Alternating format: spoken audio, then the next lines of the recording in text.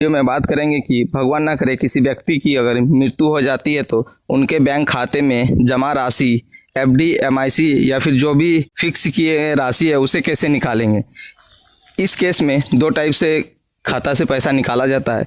एक होता है अगर खाते में नॉमिनी ऐड है तो पैसा कैसे निकलेगा, और दूसरा टाइप है आपका अगर नॉमिनी नहीं है तो पैसा कैसे निकलेगा। आज हम लोग दोनों टॉपिक में बात करेंगे। तो चलिए दोस्तों वीडियो को शुरू करते हैं। उससे पहले अगर आपने हमारे YouTube चैनल को सब्सक्राइब नहीं किए हैं तो सब्सक्राइब कर लीजिए, और वीडियो पसंद आएगा तो वीडियो को लाइक ज़रूर कीजिएगा। ऐसे बहुत सारे लोग रहते हैं जिनके घर में परिवार में गार्जियन होते हैं और उनकी मृत्यु हो जाती है तो सारा पैसा उनके खाते में होता है, और ऐसे में कुछ बचता नहीं है घर परिवार में, और कुछ लोगों को ऐसा लगता है कि पैसा अब निकलेगा ही नहीं। मतलब जिस व्यक्ति का अकाउंट में पैसा था वो व्यक्ति का मृत्यु हो गई है तो पैसा अब निकलेगा ही नहीं। ऐसा बिल्कुल भी नहीं है। आप अपना एक एक रुपया निकाल सकते हैं उस बैंक से। इंडिया में जितने सारे बैंक हैं, चाहे वो सरकारी हो या फिर प्राइवेट हो, सारा बैंक का रूल और नियम जो होता है सबका एक होता है।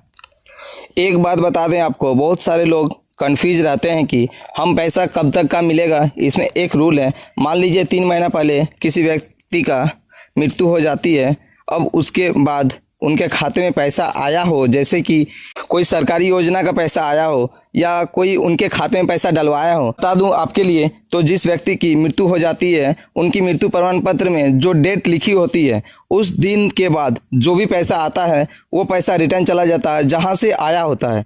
जिस दिन तक मृत्यु हुई है उस दिन तक का पैसा मिलता है, मृत्यु के बाद वाला पैसा नहीं मिलता है। वो पैसा जहाँ जहाँ से आया होता है वहाँ रिटर्न चला जाता है। अब बात करते हैं नॉमिनी वाला टॉपिक में।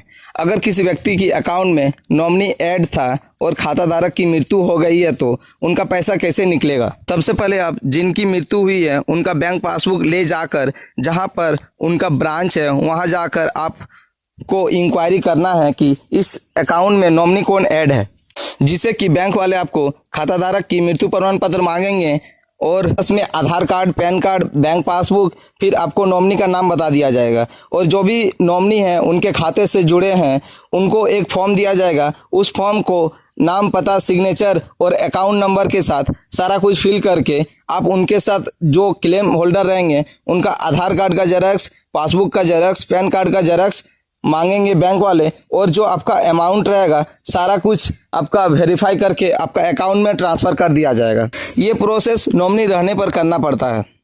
अब हम लोग बात करेंगे उन लोगों की जिन लोगों का अकाउंट में नॉमिनी ऐड नहीं है, और यहीं पे आती है सबसे बड़ी समस्या। बहुत सारे लोग परेशान होते हैं कि क्योंकि उन्हें सही से नॉलेज नहीं होती है कि कैसे पैसा निकलेगा।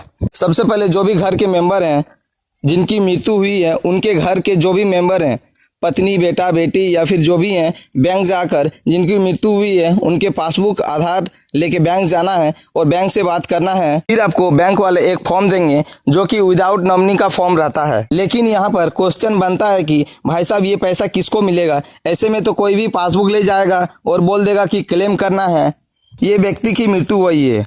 देखो ऐसा बिल्कुल भी नहीं है। इसके लिए कुछ रिलेशन होना चाहिए, जैसे कि दादाजी थे, उनके बेटे हैं, उनके बेटे को मिल जाएगा, बेटी है तो उनकी बेटी को मिल जाएगा, या फिर अगर उनके 2 बेटे थे तो दोनों बेटों को मिल जाएगा। अगर उनके 4 बेटे थे तो चारों बेटों को मिलेगा, उनका सारा पैसा दे दिया जाएगा। इस प्रकार से आपको सारा पैसा बिना नॉमिनी के निकल जाएगा। चाहे आपका SBI में हो, चाहे बैंक ऑफ इंडिया में हो, चाहे इंडिया के कोई भी बैंक में हो। इसके लिए आपको कोर्ट से एफिडेविट बनाना पड़ता है, पारिवारिक सूची बनाना पड़ता है। अगर अमाउंट ज़्यादा है तो गारंटर भी देना पड़ सकता है। फिर बैंक वाले आपको घर, मतलब कि जो भी मृतक का घर रहेगा वहाँ जाके वेरीफाई करेंगे जो भी व्यक्ति की मृत्यु हुई है उनके जो क्लेम होल्डर हैं वो उन्हीं के परिवार के लोग हैं या नहीं, सारा कुछ वेरीफाई करेंगे। कुछ दिन बाद आपका जो भी क्लेम राशि रहेगा वो क्लेम होल्डर के अकाउंट में भेज दिया जाएगा। आज